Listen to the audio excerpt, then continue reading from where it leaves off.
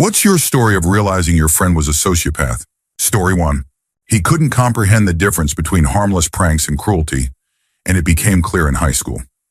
It went so far that he broke into a friend's home, stole her TV, and then got angry when her family called the police over a prank. Trying to talk to him about the difference between pranks and crime was met with a blank stare, almost confusion, followed by vicious mocking. I didn't see him much after that, and I completely cut ties with him after he started casually talking about harming women. Story 2. We were in high school. I finally called her out for manipulating and bullying people into being her friend, including me, after she told the whole school I was pregnant. I wasn't, and as this was a small, very religious school, it took a lot of effort to put those rumors to rest. In retaliation, she accused my mother of slapping her when she came to our house to apologize. For many reasons, this was absolutely false. My parents and I decided I would transfer schools the next semester to remove us from her. On my first day at the new school, she came running up to me, grinning, going on an excited tangent about how she told her mother she wanted to switch schools too, so she could be with me. It took another 2 years, and intervention from the school, after my mother and I built up a good amount of evidence, for her to finally be told that if she didn't leave me alone, there would be consequences. We were ready to report her for stalking and harassment. That threat was finally enough to get her mother to agree to back off. Before that, she kept insisting we were best friends, and her daughter had never done anything wrong. Story 3. He was very open about it. That guy was genuinely helpful. What he seemed to fear most was becoming a helpless person who couldn't fit into society, like those who end up in and out of jail. So, he made it a habit or a challenge to help at least one person every day with no strings attached, whether it was a friend or a stranger. It was a way to hold himself accountable. It was, well, a bit odd, and he was kind of odd too, but he was upfront about it so that he'd have a harder time doing harm if he ever lost his self-control. It was definitely partly an ego thing, I think. He liked being seen as the nice, friendly person who overcame his flaws. I hope he really did. His motivation was unusual, but I've never met anyone as helpful as him. He wasn't afraid of anything. He'd do risky things like remove wasp nests from a neighbor's porch, just as casually as he'd help an elderly person carry groceries to their car. Cool guy with some wild stories. Story 4. There were a lot of red flags. He was definitely closeted bi, which is fine, but his behavior wasn't. The main red flag was the string of ruined relationships he left behind. He was a college theater professor and had a pattern of targeting emotionally vulnerable young men in the department, often those who had recently gone through breakups or had no male role model. Many had issues with their fathers or had lost them. He would spend time with them, showering them with attention until they believed they were his closest friend. He thrived on adoration. I don't even think it was all about physical relationships, though that may have been part of it. He simply enjoyed being idolized. When they started showing interest in other people, he would start pulling away hard. He had a pattern of subtly tearing them down, then building them back up so they were conditioned to seek his approval. If he got bored, he discarded them. He once told me that he viewed everyone through a caricature he created. For example, a black friend of ours was the loud black woman. Another friend who had recently lost his father and was struggling with depression, he called Eeyore. He couldn't self-reflect. If he knew he upset someone, he'd apologize. But it always felt empty. He didn't truly acknowledge wrongdoing or take accountability. He was starting to become an alcoholic, attending lectures and rehearsals under the influence, and later laughing about it like it was some kind of inside joke. He lied constantly. The man was pushing 40 but tried to convince college-age guys he was in his late 20s just so they'd hang out with him. He didn't respect boundaries. At his house, he'd regularly expose himself as a joke and acted surprised when I didn't laugh. As one of the guys he emotionally manipulated, I eventually realized the relationship wasn't healthy and that his emotional involvement with 19 or 20-year-old students was unacceptable. I cut ties and he shifted from love bombing to resentment instantly. Later, my wife and I were visiting friends who also knew him. They had let him stay in their guest room for months during COVID after he lost his housing, but they eventually kicked him out and cut ties too. They later told us they'd run into one of his former high school classmates who said, "I'm so glad you got away from him. There is something wrong with him. He's dangerous." Story 5. We were friends with him and his sister. Later, we realized that the only emotion we ever saw in him was anger. Nothing else. That was the first red flag. One of our friends started dating his sister, and one day he came to us and told us that our friend had taken him aside and said that if his sister was hurt, he'd have no problem hurting him in return. Our friend was terrified because he truly believed him. That was our second red flag. The final one came when his family was hit at an intersection. His dad and sister were killed, his mom was hospitalized for observation, and he had some broken bones. When some friends visited him at the hospital, he didn't seem to care at all. The hospital was a teaching facility with psychiatrists on staff, and one came to see if he wanted help. He basically asked, "Why would I need help?" His mom agreed to a formal evaluation, and he was confirmed to be psychopathic. His mom basically committed the rest of her life to making sure he could function in society. She taught him what was considered socially right and wrong, and helped him understand the laws and behaviors expected of him. Story 6. I wouldn't say he was a friend, but we were in the same rehab program, so we knew each other. The only emotion I ever saw him express was anger, and when he got angry, we knew to stay away. He ignored the rules and boundaries set by the counselors and group leaders. He didn't care if he said something offensive or hurtful. The biggest red flag, though, was when he said he liked to kill animals. We were discussing coping skills or something like that, and he said that when he gets mad, he likes killing animals. At first, we kind of laughed it off, but then we realized he was serious. He talked about all the animals he'd harmed and said rabbits were his favorite. He liked watching them struggle. I guess it gave him a sense of power and control. It's sad because I know he experienced some incredibly traumatic things as a kid, but I still felt uneasy around him. Last I heard, his parents sent him to a psychiatric residential facility. He was under 18, but I'm not sure what happened after that. Story 7. I had a friend who always seemed a little off, low empathy, but I ignored a lot of the signs. She was a destructive party girl and had a weirdly hostile relationship with her mom. I noticed she could be a bit of a bully and often looked down on others. I was a vulnerable teen who had trouble making friends, so I tried to overlook it since she was nice to me. Then there was a moment where she got super drunk, slept with my boyfriend, and they both called me together to mock me about it. It was humiliating. Peak embarrassment. What's even more wild is that a week later, she approached me like nothing had happened and acted like it was all just a bit of fun. I already knew she wasn't a good person, but I realized something was deeply wrong with her when she had no awareness that what she did would make me not want to be her friend. She genuinely seemed surprised that I was distancing myself. From what mutual friends have told me, she still behaves the same way. She treats people like disposable amusement. She's not clever enough to mask or manipulate. Everything she does is blunt, and she doesn't seem to realize how hurtful it is. Losing friends doesn't seem to bother her either. She's never angry or defensive. She just doesn't understand why people are so sensitive. Story 8. When I was 21, in 1989, I walked into the hallway of our shared house and saw him playing the electric piano. He had a photo of a girl he'd been dating in front of him and was, badly, playing mournful-sounding music. Bad breakup? I asked, and he explained in detail how she had accused him of being emotionless because he wasn't moved by some minor tragedy. I forget exactly what it was. He told me she was right. He didn't care and couldn't make himself care. He didn't take joy in others' suffering. He just wasn't affected by it. So the piano and photo were his attempt to fit in with the rest of you. See, if I'm doing this, I'm acting like someone with feelings, and people will like me better. I gave the 1989 version of weird flex but okay, and he seemed to take that as approval. After that, he'd come to me every week or so and ask how someone with feelings might react to a situation in his life. Eventually, he got pretty good at it.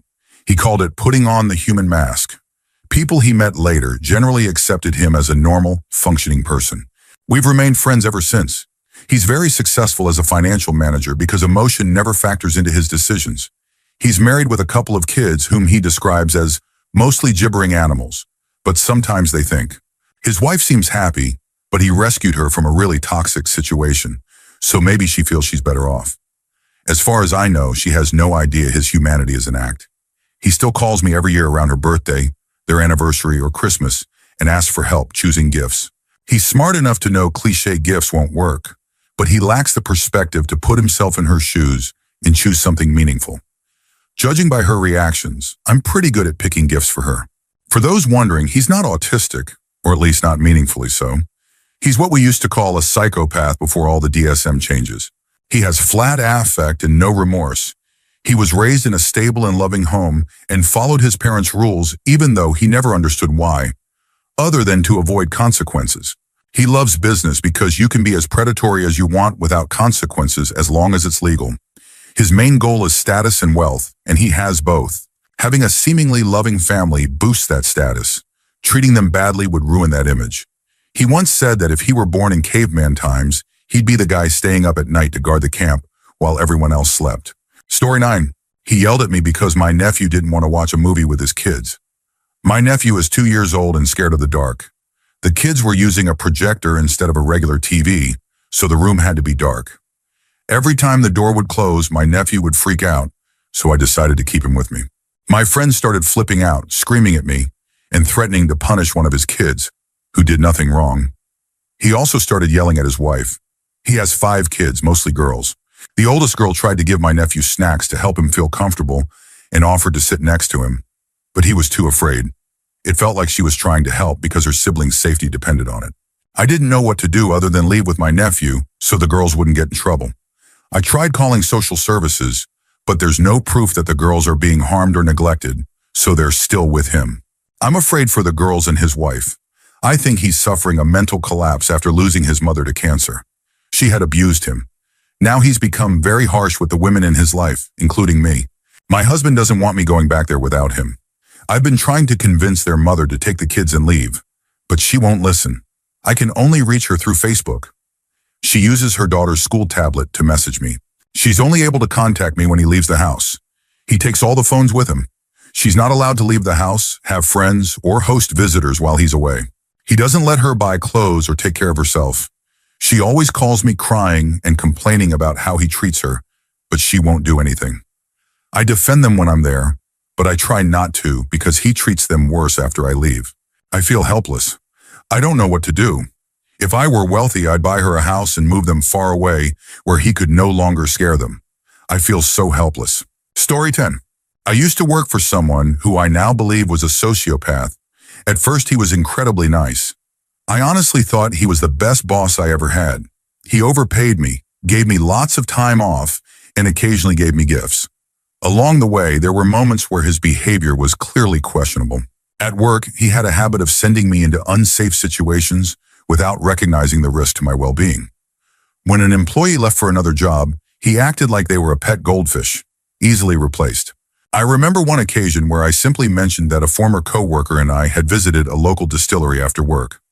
My boss went on a rant about how that employee was unreliable, saying he always knew the person wasn't a long-term fit. Keep in mind, he was the one who hired him. There were 2 final straws. The first was when he took me to lunch and threw a temper tantrum at me in public. The second happened during a one-on-one meeting where he brought a knife and used it to intimidate me into doing what he wanted. Story 11. I used to worry, and sometimes still do, that I might be a sociopath. I've always had this unsettling sense that other people aren't real, that they exist more as reflections of me. I know this isn't true, but at the same time, I don't fully feel it's true, if that makes sense. As a teenager, new experiences felt like my life's purpose. There were lots of normal things to try, but also many taboo, illegal, harmful, or disturbing ideas that fascinated me because they were forbidden. Things like violence, power, and manipulation intrigued me. I knew these were wrong, but I was curious. And since I wasn't convinced others were truly real, I didn't feel a strong reason to care. I'm also agnostic. I recognize I'll never know for certain about God or about the existence of other people as independent beings. And because I can't know, I realized it was too big a gamble to hurt others just for the sake of curiosity. I decided to be good. That's my choice now. As a teen, there were close calls and definite red flags. I killed my pet tarantula by dropping it out the window in a box when I got tired of it, then lied about it. I once had an urge to harm a family member during a vulnerable moment, just to see what it was like, but I fought it off. I accidentally broke my brother's neck while trying to force him to apologize to me in a specific way. I found the keys to my dad's gun safe and secretly kept them for years, just in case I ever needed them. I even vaguely planned to bring a weapon to school if things went too far. And that doesn't even cover the drugs, theft, and casual rule-breaking that were part of my daily life. I didn't think I was bad. I just thought I was extremely curious and needed answers. Now I'm nearly 30, And I've spent the last decade focused on goodness, kindness, empathy, and responsibility. I've changed my values and my path. I believe most people in my life today would describe me as a kind, ethical person. I'm a nurse, I'm vegan, I raise chickens to donate eggs, I volunteer, and I'm active in my community. I avoid power dynamics and hold myself to high standards. I'd give someone the shirt off my back and walk home in the cold with a smile. I think I come across as a good person, and honestly, I believe I am one, because I've worked to be. But I came from a very dark and disturbing place. Story 12. My uncle is a sociopath.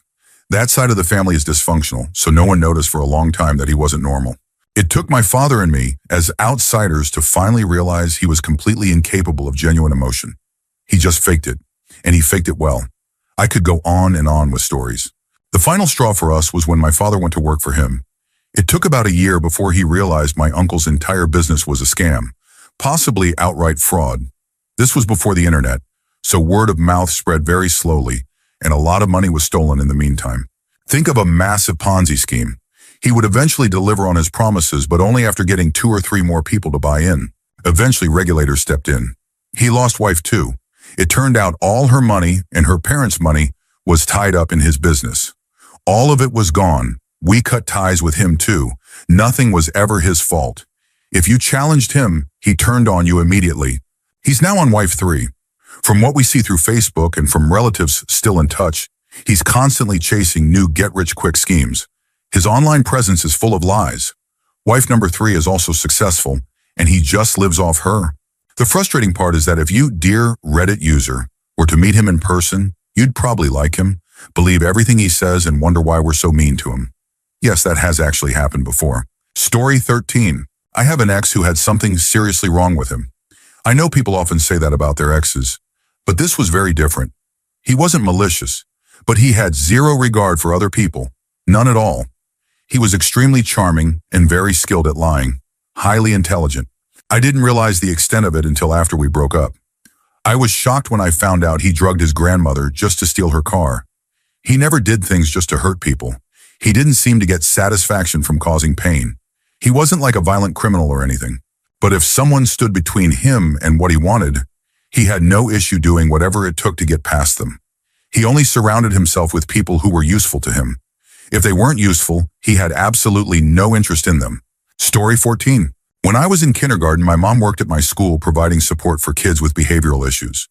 My best friend at the time was this sweet, charming boy who was always really nice to me. He was a bit quiet whenever other kids joined us, but I never thought anything was wrong with him. My mom, however, knew things I didn't. He had problems with bedwetting, had been caught harming animals, and was in therapy because he talked about setting his house on fire while his family slept. She was so afraid he might become fixated on me that she transferred me to a different school instead of trying to end our friendship directly. She has worked with many kids in difficult situations, but she says that he was the only one who ever genuinely frightened her because of his complete lack of humanity. He was very convincing on the outside, but deep down, he didn't seem to care about anything at all. Story 15. My little sister, 27 years old, was recently diagnosed as a sociopath. Growing up, we always suspected she couldn't understand empathy. For example, as a young child, she would get irritated by the sound of someone breathing and try to stop them from breathing just so she could enjoy silence. The only thing that ever mattered to her was her own comfort and validation. She didn't seem to grasp that other people wanted those things too. She was mostly quiet as a child, just observing and absorbing how people behaved so she could mimic them. That made her incredibly good at manipulating anyone she met. She lived with my parents for years, until she tried to burn the house down as punishment for them upsetting her. The reason? They asked her to register the car they bought for her. To her, a personal offense like that was enough to justify something that extreme. She's currently living with an agile man she's convinced to act as her caretaker because, in her words, sick is an annoying distraction she doesn't want to deal with. I love her deeply, but it's incredibly hard to deal with her and all the different versions of her that other people know. She's a chameleon, and that helps her get what she wants.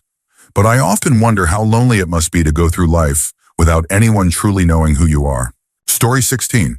I'm pretty sure the last guy I dated may have been a sociopath. He didn't care about anything except himself. His mom died of cancer, and he just didn't care. He never mentioned whether they had a strained relationship, and the couple of times I met her, she seemed very nice. His response to her death was, "Oh cool, now she won't be around to nag me all the time." And that was it. He never showed any sign of grief over her loss. When my grandfather passed away, his response to me was, "So what? It's just your grandpa." I got no emotional support from him at all. He never took no for an answer. If I didn't want to be intimate, he'd manipulate me until I gave in. He asked for it almost immediately after I told him my grandfather had passed. He knew how to act charming around strangers to get what he wanted.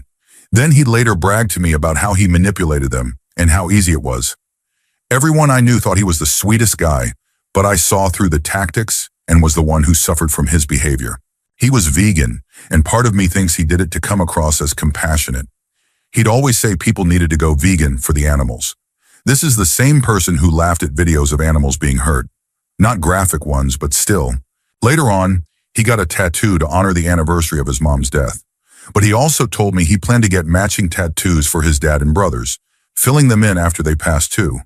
That just felt off, like he was anticipating their deaths in advance. After we broke up, my friend came forward and told me about the abuse she endured from him over several years.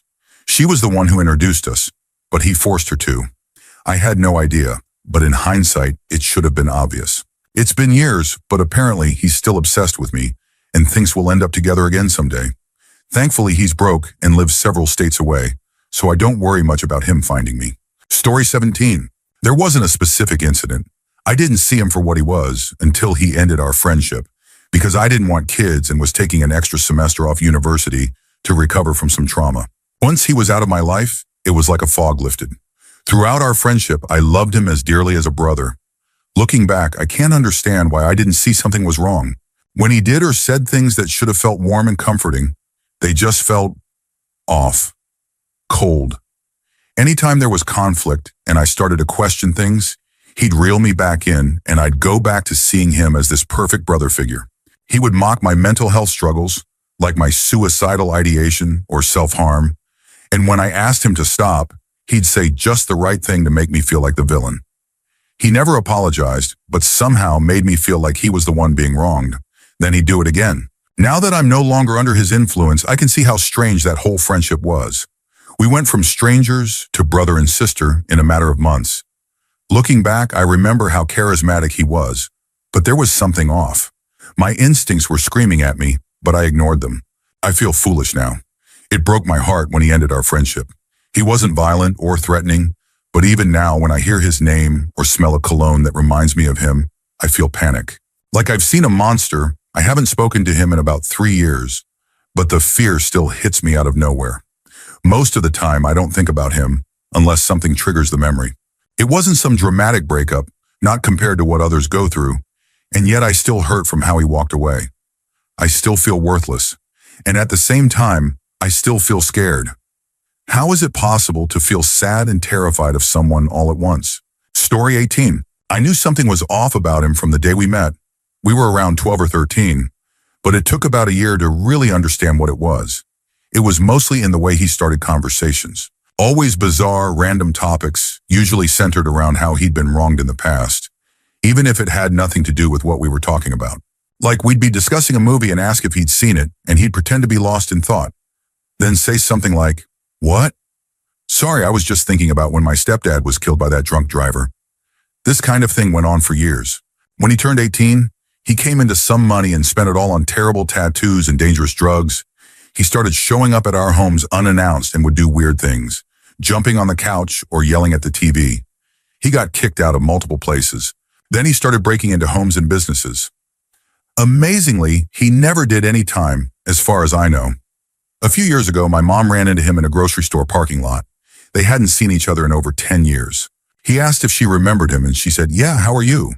And he replied, "Well, I'm HIV positive, but otherwise okay." That's just the kind of guy he was. I looked him up on Facebook later and saw he had a GoFundMe set up for his treatment costs.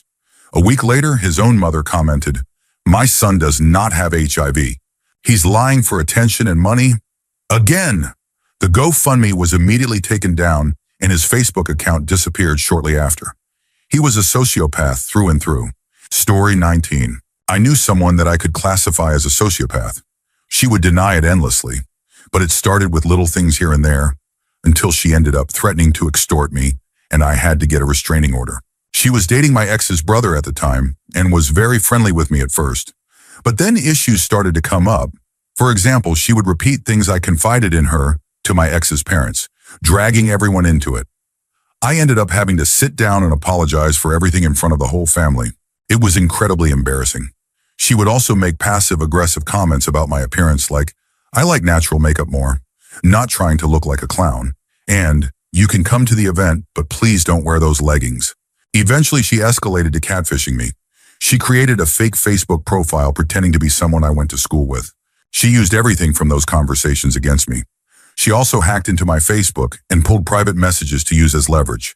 She threatened to expose everything to the family. I brought all the evidence and threats to court, and I was awarded a restraining order. But that wasn't enough. She went around telling my old friends that I was accusing them of horrible things, like being child abusers. I lost many friendships and a lot of peace of mind because of her. Story 20. I became convinced my mother had some form of personality disorder, possibly psychopathic or sociopathic, shortly after my 17th birthday. At the time, I was living with my aunt and uncle because my mother had kicked me out at age 15. On my birthday, we had a celebration by the lake. Coming out of the water, I stubbed my foot on a rock at just the right angle to jam my toenail backwards into the bone of my left toe, fracturing it. It was some of the worst pain I've ever experienced. After the toenail was removed and I was treated for a staph infection from the lake water, my mother showed up at the hospital with a fake maternal act that I unfortunately fell for. She eventually said, "Well, this is just a sign that your little runaway act should end and you should come home." Never mind that she had kicked me out. I was happy living with my aunt and uncle. I told her I wasn't coming back and that I'd found a good home. I explained that I didn't want to return because all we ever did was fight. She got abruptly angry, yanked the pillows out from under my injured foot, and screamed that I was an ungrateful child. She made a whole scene in the hospital. I was in such pain afterward that I blacked out. Years later, when I brought up the incident, she said, "I don't regret that. You needed a hard lesson, and I'm glad it hurt." Since then, I've noticed how quickly she can shift from loving to cruel when she doesn't get what she wants. As long as you follow her rules, she acts like the ideal mother. But if you don't, you're the worst person in the world in her eyes. We don't have a relationship anymore. Just for the record. Story 21. My stepson. At first we joked about the idea, but eventually we began to seriously wonder if something was wrong. At first it seemed like normal misbehavior, but it was constant and exhausting. The second his dad and I were drained, he would escalate. As soon as we were tired or distracted, he'd steal something, break something, or endanger my daughter, who was younger than him. We had to be cautious about what we told him. If I said doing X will hurt the cat, he would absolutely do X the first chance he got. He was young but very patient and never forgot things. He had been assaulted by his older brother while at his mom's house, but it didn't seem to affect him. We thought maybe he didn't fully understand what had happened. We were concerned about how he'd process it later. We got him into therapy right away and made sure the brothers were completely separated. He did very well in therapy at first. The therapist was confident he wouldn't repeat the behavior and showed no signs of becoming an abuser. But he started asking very detailed questions about about what bad people do and how they get away with it. He used that knowledge, information from his therapist, to manipulate and abuse my daughter. He wasn't remorseful. He admitted he wanted to scare and hurt her. He said, "I wanted to see what she'd do." What he did to her wasn't just copying what happened to him. It was calculated, psychological, and deliberate. He used therapy as a tool to figure out how to hurt someone more effectively. He was only 8. She was 7. Story 22. I knew a sociopath. He terrified me when we were teens. He would become obsessively fixated on minor slights and would meticulously plan revenge, so long as it entertained him. The smallest things would set him off, often based on misunderstandings. For example, someone bumping into him might be seen as a public insult, and he'd go out of his way to ruin their life. He stole constantly, things he wanted and things he didn't want, just to upset people. He loved seeing people grieve over items they lost, things like old watches from grandparents. He'd steal them just for the emotional damage. He lied constantly. Some lies were to avoid consequences, others were to create chaos, and some seemed completely pointless, maybe just to keep people unsteady. Pets were harmed, his own pets, roommates' pets, neighbors' pets. He never killed them, but he definitely injured them. He put a stick through a cat's eye, through a dog's stomach. He poisoned a dog. One cat disappeared. We don't know if it was him, but it wouldn't be surprising. The creepiest part? He was always calm, never angry, never upset. He did all these terrible things with a smile. He seemed to enjoy it. Now, as an adult, he comes across as the nicest guy. He's socially skilled, makes people feel important, and is the first to offer help. If you saw him today, you'd never guess. I once told him I misjudged him back in the day. I had been convinced he'd grow up to be a dangerous person. He said I wasn't wrong. He told me he has ASPD and that after multiple arrests and restraining orders, he realized he needed to figure out how to get along. He said he couldn't handle being caged like an animal. He told me he feels nothing for anyone. I've known you my whole life, and you've always been good to me, but no offense, if you dropped dead right now, I wouldn't care. He said it with a friendly smile, but his eyes were empty. I asked about his parents. He said he doesn't hold grudges, he just enjoys tormenting people. And if either of his parents died, he wouldn't feel a thing. I changed the topic and walked away, uneasy again, because now I know his kindness is just a strategy to stay out of prison. Story 23. He used to joke about things you really shouldn't joke about. But he wasn't really joking. He would talk about doing things with children and about wanting to harm animals and people. He did hurt some animals, but I don't know the full extent of what else he may have done. Things definitely changed during his senior year of high school, and not for the better. Once during a Halo LAN party, he said, "Watch this, I'm gonna stab him."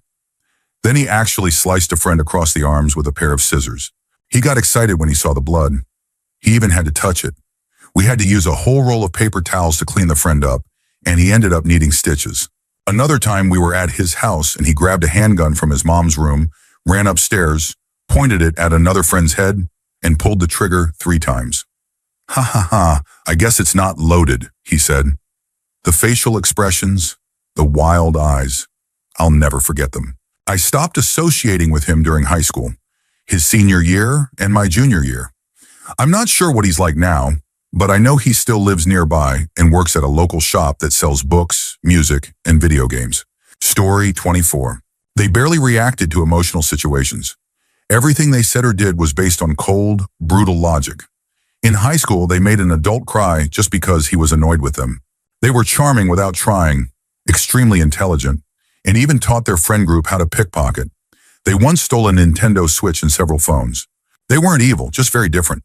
They admitted to being a sociopath. Oddly enough, they could be very kind. They gave birthday gifts, though one of them was a huge knife given to a girl, which was questionable. They tried giving emotional advice, but it came out as more of a command than support. Sometimes they came off as sweet, but it was hard to tell if it was intentional. They once bought a friend with vision issues a pair of custom-made spectacles that cost $200 and gave them as a gift. When we asked them which gender they preferred, they said, women. They are generally smarter, more considerate, more mature, and yet somehow less acknowledged. When asked what type of women they liked, they said, huggable and sweet. One thing they said that stuck with me was, not everyone will understand me, but I will always understand them, and I accept their reasoning for it. Not everyone can handle me because of how I decide to do things my way. Everyone is unique, but few are truly different. Most follow the rules and ideals of others, which is kind of sad. They limit their freedom by limiting their perspective and resist major changes or differences. It was strange seeing someone so far outside the norm, yet choosing to walk among everyone else. Story 25. I love both my parents, but I think they fall somewhere on this spectrum. Neither of them has ever shown any remorse or guilt, at least not that I can remember. My dad was more obvious. He was physically and psychologically abusive. He could also be affectionate, funny, and charming, but he didn't seem to have any regard for other people's well-being. He believed he was smarter than everyone else and could see things that others couldn't. Very arrogant. He seemed to experience stress and anxiety, but never fear. He could be generous, but was incredibly manipulative. Truly terrifying at times. My mom was subtler, but also violent during our childhood and neglectful. She doesn't seem to feel fear either. She often endangers other people's well-being. I won't go into detail. I still worry she might come across this. I've confronted her before, trying to get her to stop. She's very charming and can be generous, but she also seems to get bored and starts experimenting with how far she can push people emotionally. She's excellent at identifying others' insecurities and bringing them up in casually cruel ways. I've watched her be friendly to someone in the service industry, then suddenly turn cold without warning. It leaves people flailing, confused about what went wrong. It's subtle but painful to watch. I try to be extra kind to counteract it when I'm around. We don't have much contact now, but I still care about her, and part of me feels responsible for the way she treats others. I also had a friends with benefits situation that I ended after recognizing some warning signs. I didn't feel entirely safe with them. They would forget boundaries I had set, made disrespectful comments about children, and often spoke about others in a condescending tone. They were superficially charming and often generous, always complimenting others, but would also exploit people around them. They seemed annoyed by others' emotions, especially when someone expressed worry or distress. Story 26. There was this guy I knew in college. He was ridiculously charming, looked like a male model, and had successfully made friends with just about everyone on campus, including me. He was always involved in clubs and activities and seemed to be everywhere. He came across as the coolest guy around. One time I went out to eat with him and a few others after he told me he had a business proposition. He wanted to start a company, I was studying filmmaking, where I would charge student actors to be in my college movies, promising them footage for their reels. I tried to explain that I'm the one who was supposed to pay the actors, not the other way around. He kept pushing until I gave him a firm no. You'd have thought I insulted him to his core. I've heard about the slip mask moment when someone can't maintain their facade anymore. This was one of those moments. I genuinely thought he might stab me in the eye with an IHOP fork. The tension at the table was unbearable until we left. After that, I never really spoke to him again. I think being cool and admired was important to him. Maybe my refusal to validate his genius idea shattered that for a second. I've heard that since then, he's acknowledged that something might be off. Story 27. I don't know what this classifies as, but I had a friend with serious rage issues. He would completely snap over nothing.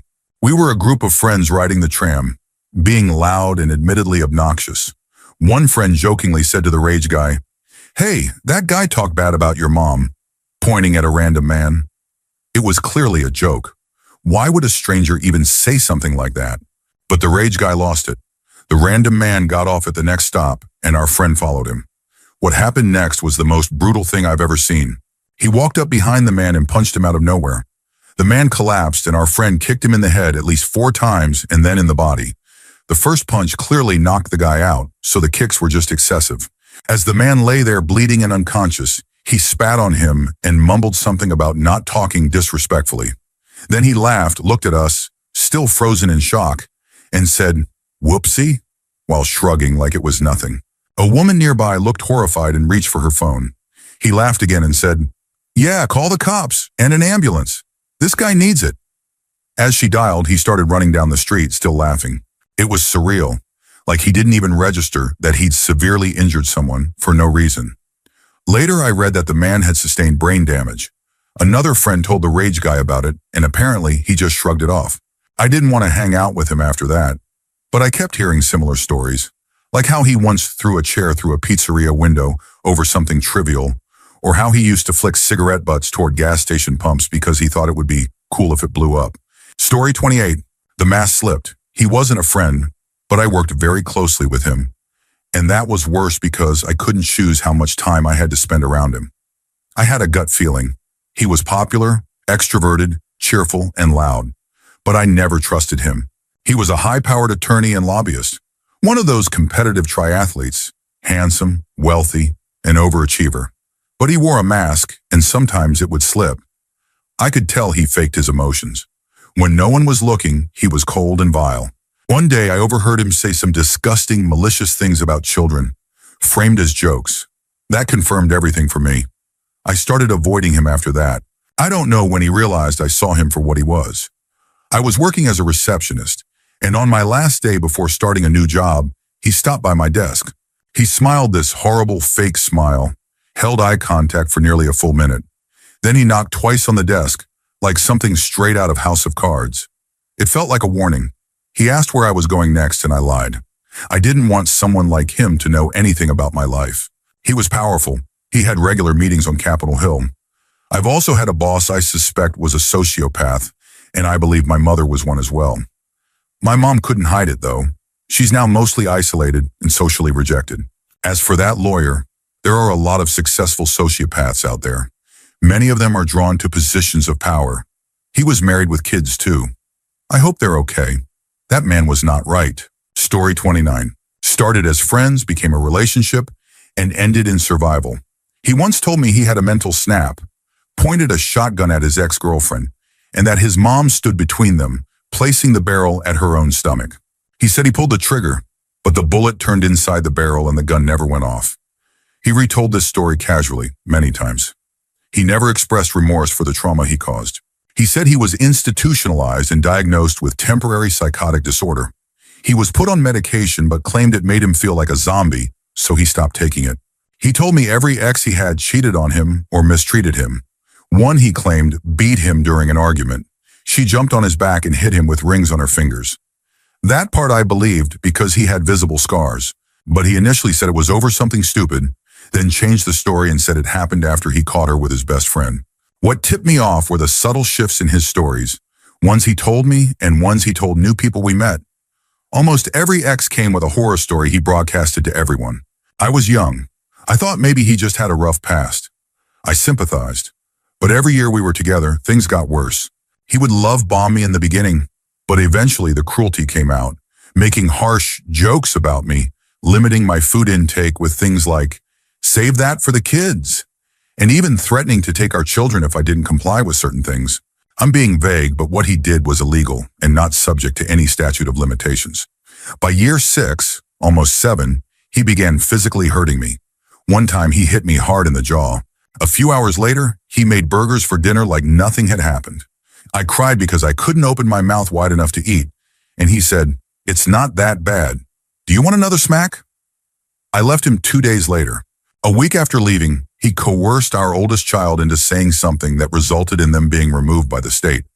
I can't prove it because I was staying several states away, but I know he was behind it.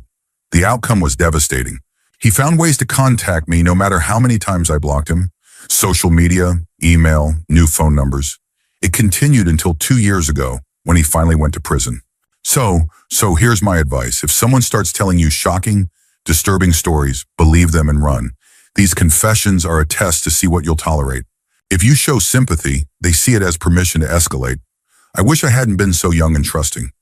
I had no help from friends or family. It took a stranger online to get me out.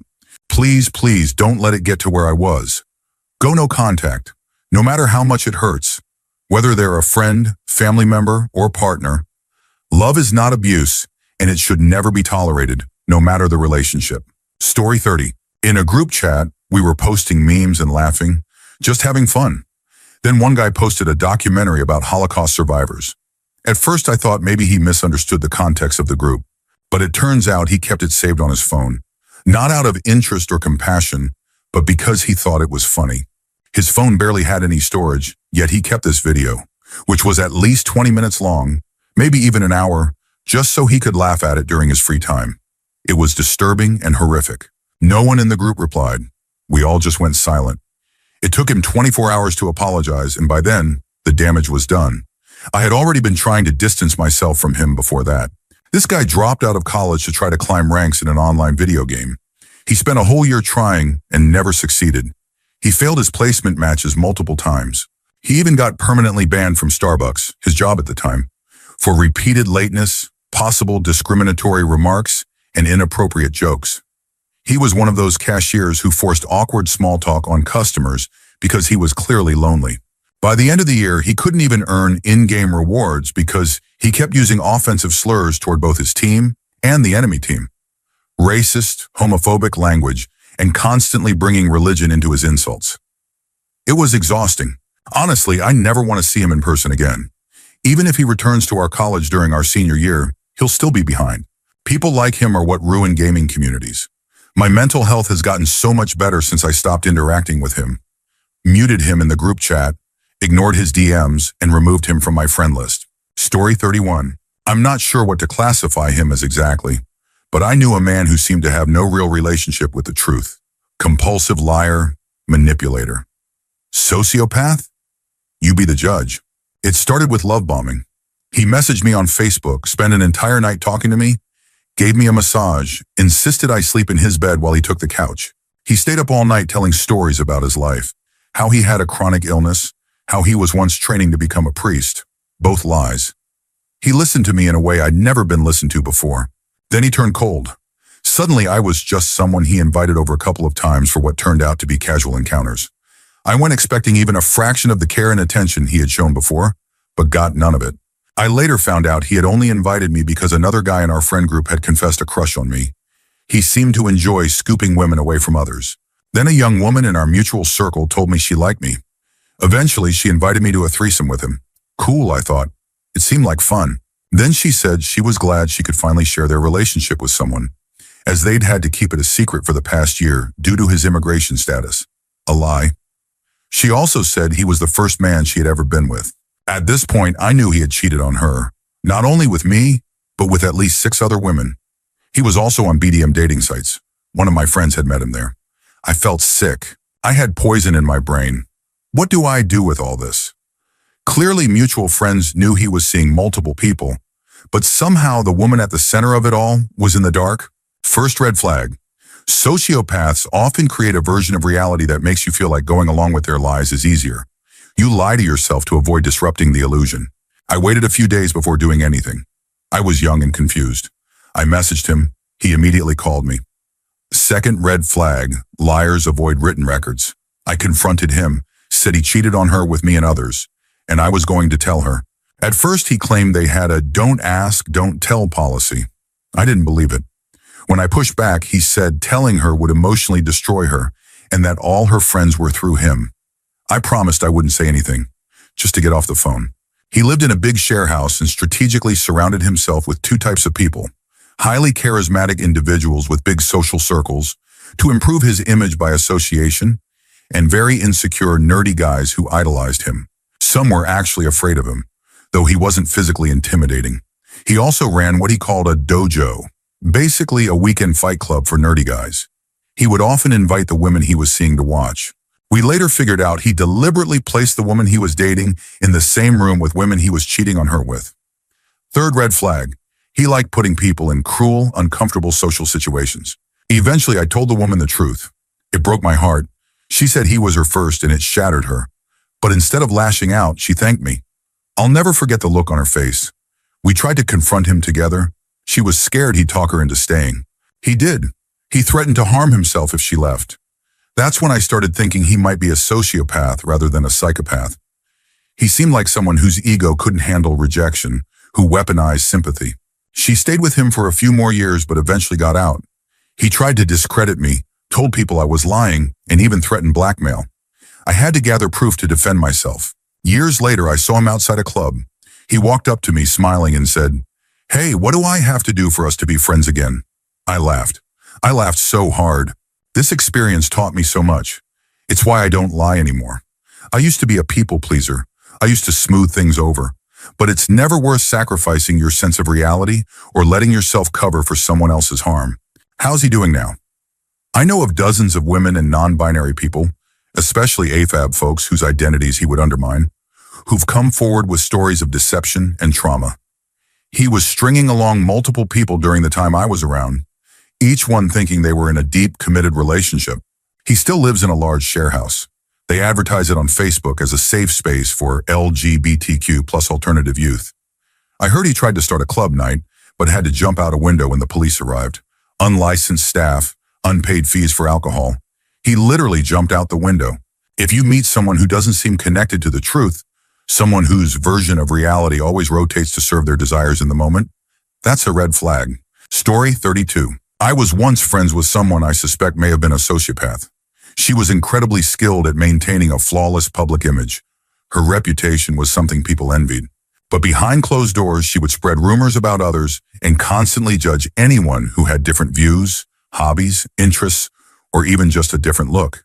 Her laughter and smile never reached her eyes. There was always this dead, yet strangely hostile stare. She made me feel terrible about myself with backhanded compliments and subtly manipulative you language. No one ever suspected anything. To others, she was always helpful and sweet, an innocent bystander in every situation. Meanwhile, I was slowly going crazy from how she treated me. She ended the friendship herself after realizing I no longer served any use to her. That happened during a time when I was starting to heal, both mentally and physically, and was making new, healthy friendships. She always seemed visibly irritated with my emotional reactions and never once stood up for me when I was being bullied by classmates. I'm glad she ended it. It was a dead-end connection I kept trying to salvage. But I genuinely wonder what kind of life someone like her can lead, completely devoid of true feeling and so steeped in pretense. That cold, empty stare, it still gives me chills. Story 33. I dated him for 4 years in my early 20s. I didn't realize what I was dealing with until years later when I learned more about the behavioral criteria. He believed he was untouchable. He said he was protected by destiny. He had no remorse and constantly tried to control or manipulate every person and situation around him. He never showed stress. I can't recall a single moment he did. Not when he lost his job, not when his dog passed, not when his ex-wife was threatening my safety, not even when his mom became seriously ill or when he couldn't pay off massive debts. Nothing.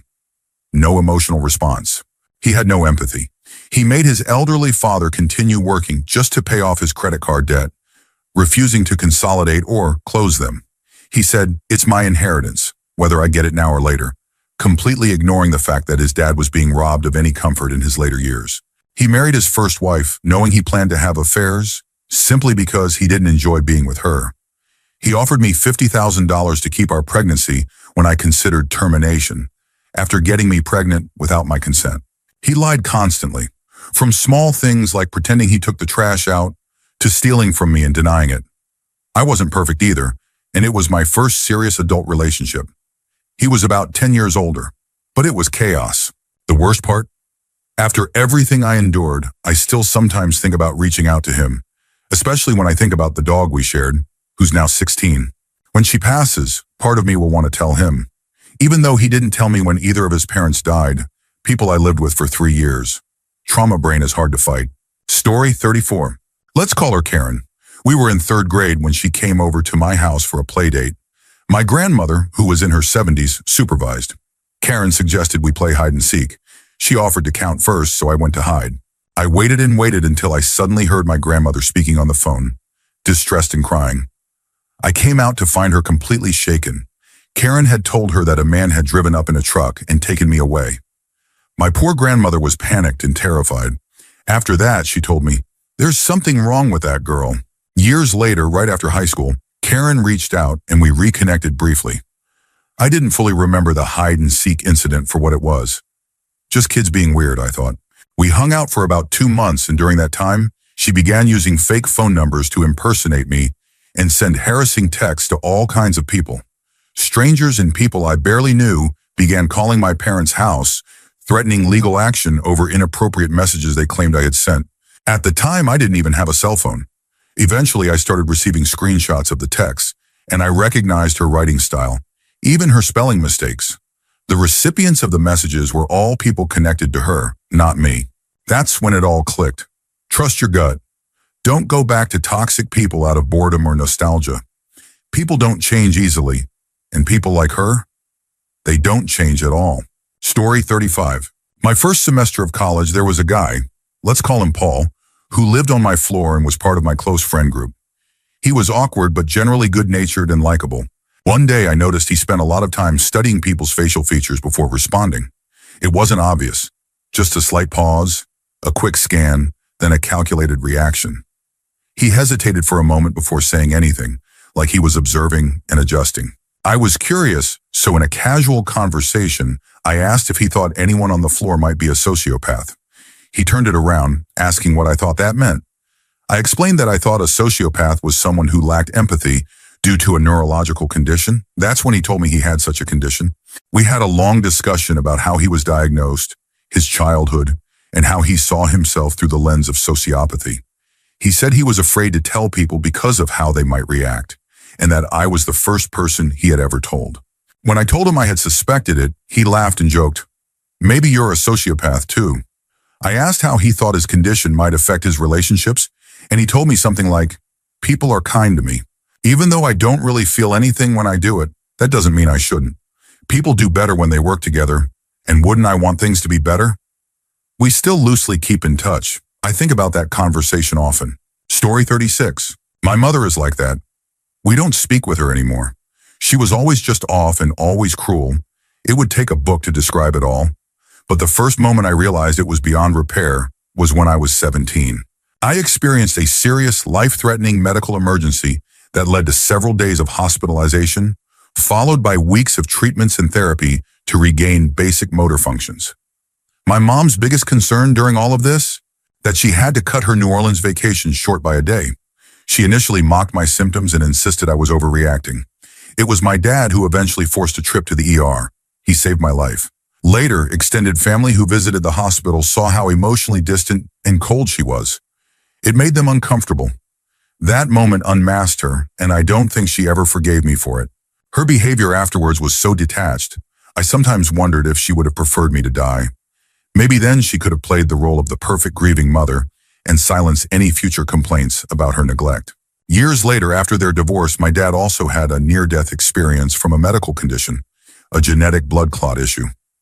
She refused to let my brothers visit him in the hospital, saying she had no plans to go downtown that day. While I wept beside her, genuinely terrified, she just stared blankly. It felt like looking into the eyes of a shark, emotionless. Dead, my brothers and I have agreed. When her time comes, she's going into the worst retirement home we can find. Story 37. I used to teach a child 9 years old who terrified both staff and other students, so much so that they were eventually placed in a secure facility. Let's call them H. H was either completely silent or explosively angry. They would study children and staff closely, learn their weaknesses, and use that knowledge to emotionally manipulate or torment them. It followed a pattern.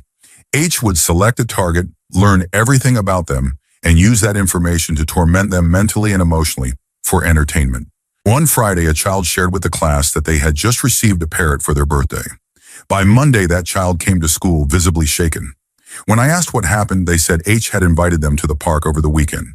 When they met, H showed up holding a baby bird, fingers around its neck, and then killed it right in front of them. H told them, "Every time you look at your parrot, I want you to think of this."